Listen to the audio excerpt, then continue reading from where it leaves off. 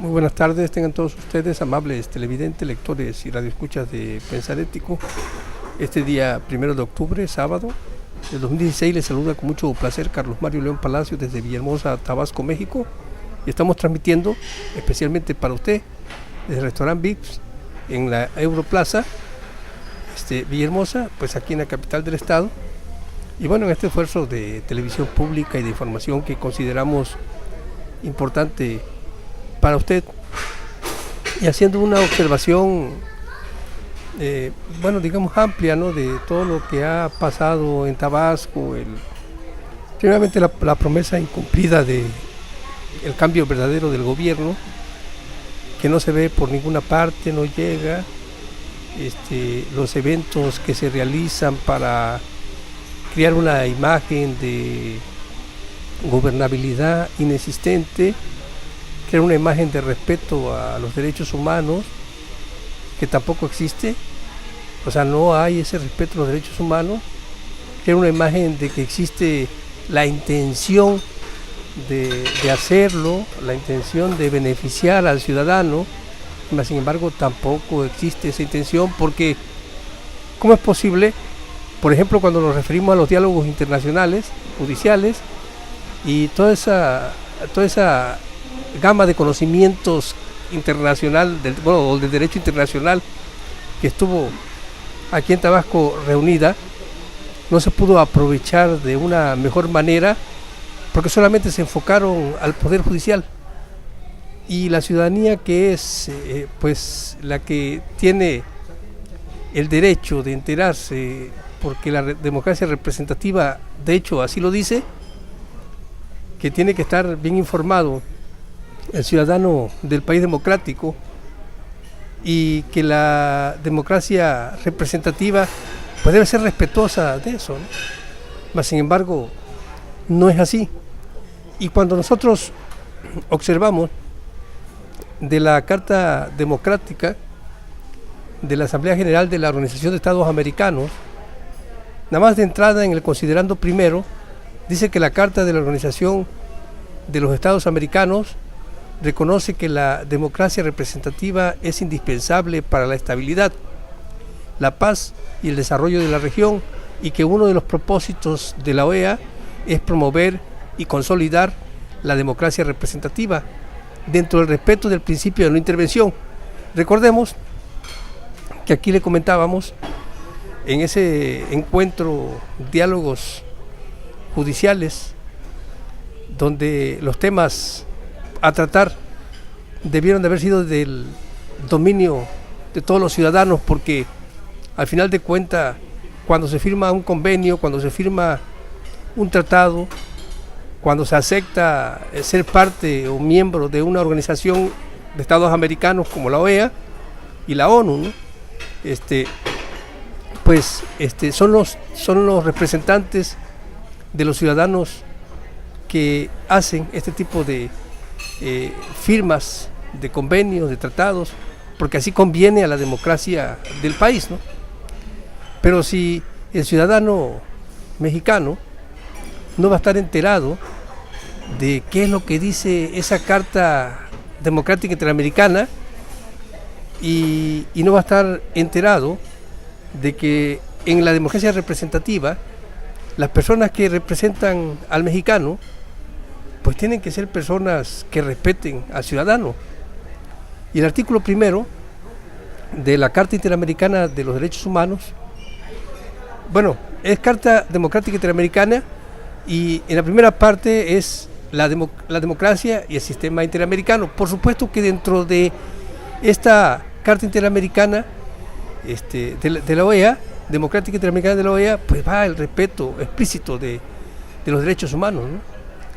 Y cuando se reconoce el poder del pueblo, al final de cuentas recordemos que la democracia, eso significa el poder del pueblo. Y el artículo 1 nos dice que los pueblos de América tienen derecho a la democracia, y su gobierno es la obligación de promoverla y defenderla. La democracia es esencial para el desarrollo social, político y económico de los pueblos de las Américas. Entonces, si es una obligación de los gobiernos promover y defender la democracia, y no lo hacen, Entonces esa democracia representativa está mal funcionando. Pero si además, como nos dice el artículo primero, la democracia es esencial para el desarrollo social, político, económico de los pueblos de las Américas, cuando vemos nosotros nuestra economía y los problemas serios que existen para cualquier sector, como aquí lo hemos dicho, que usted observe, que se dé la oportunidad de enfocar su atención, pues se va a dar usted cuenta que hay problemas. Cualquier sector que escoja, agrícola, empresarial, campesino, o sea, el que usted quiera, hay problemas. Entonces, quiere decir que la democracia es esencial para el desarrollo social, quiere decir que esa esencia no se está respetando, que no hay democracia, que el poder no radica en el pueblo. Y ahí es donde nosotros como mexicanos tenemos que entrar con esa preocupación para recuperar, por supuesto que de una forma pacífica. Cuando nosotros estamos aquí estudiando la ley, le estamos diciendo a usted, hay formas legales de que nosotros como ciudadanos podamos recuperar nuestra democracia. Eso es lo que decimos. Nosotros no estamos aquí en ningún momento ni incitando la violencia, ni mucho menos.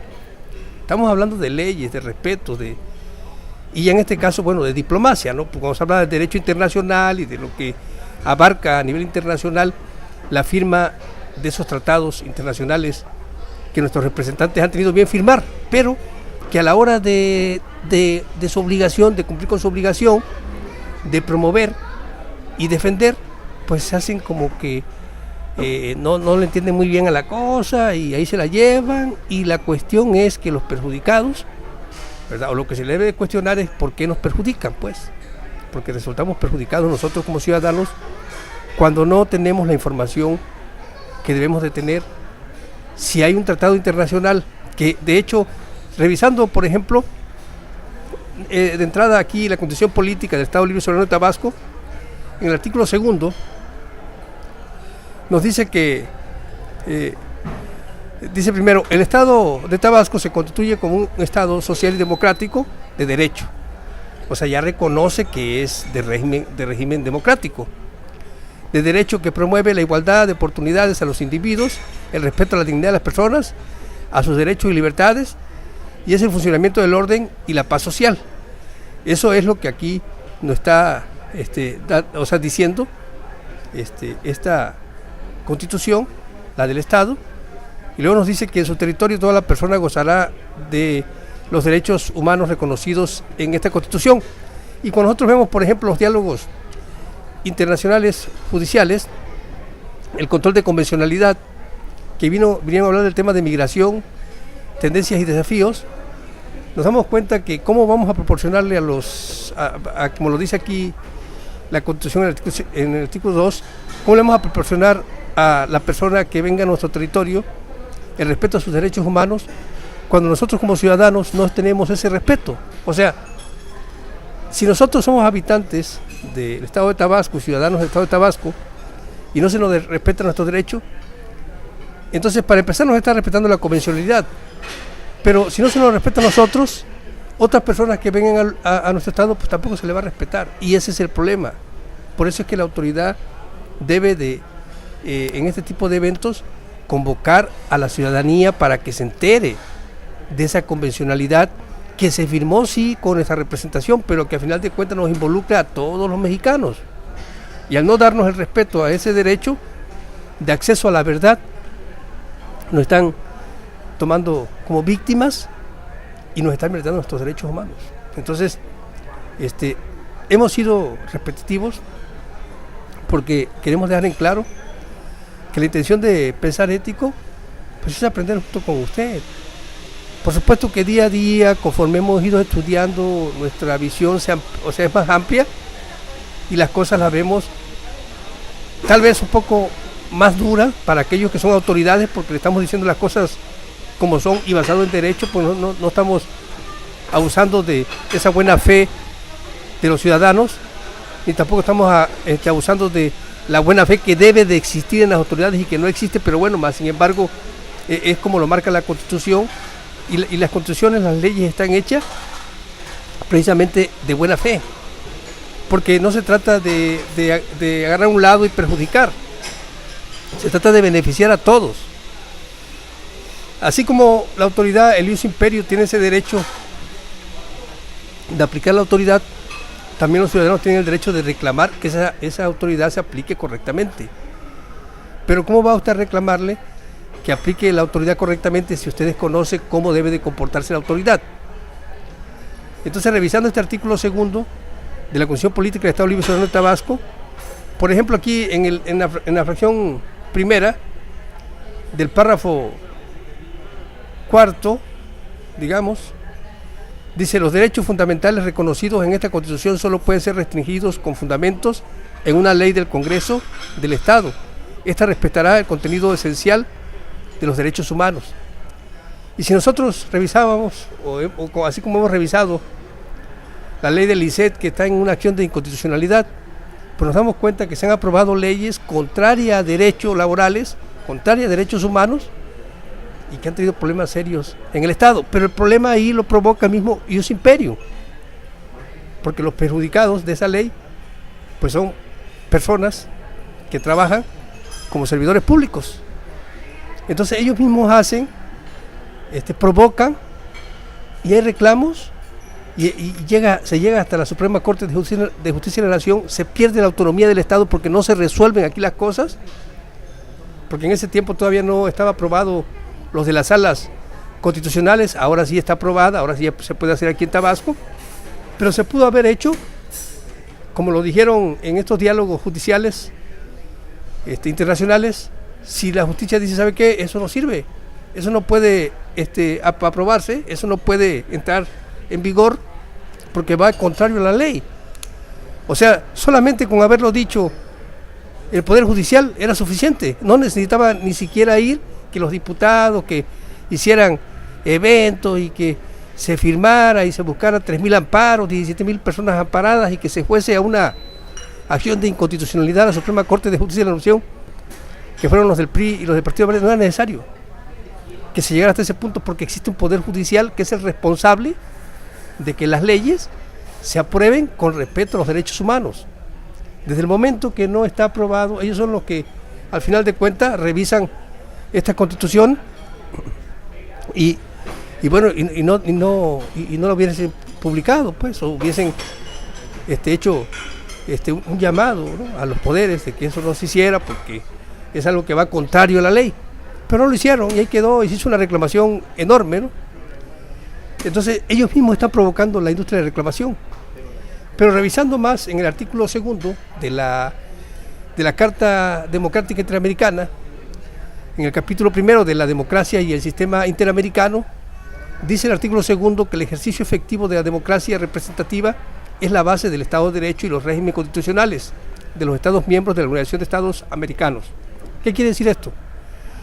Dice: el ejercicio efectivo de la democracia representativa, o sea, no tenemos ese ejercicio efectivo de las personas que nos representan en esta democracia, y por ende se aprueban leyes contrarias a derecho, que, insisto, se puede evitar, como lo dejaron claro ahí los eruditos en materia, si el Poder Judicial, yo aquí ya lo había dicho anteriormente, ¿no?, si el Poder Judicial decía: esa ley no pasa. Pero como no lo hicieron, no tenemos esa democracia representativa, que es la base del Estado de Derecho y los regímenes constitucionales de los Estados miembros de la Organización de Estados Americanos.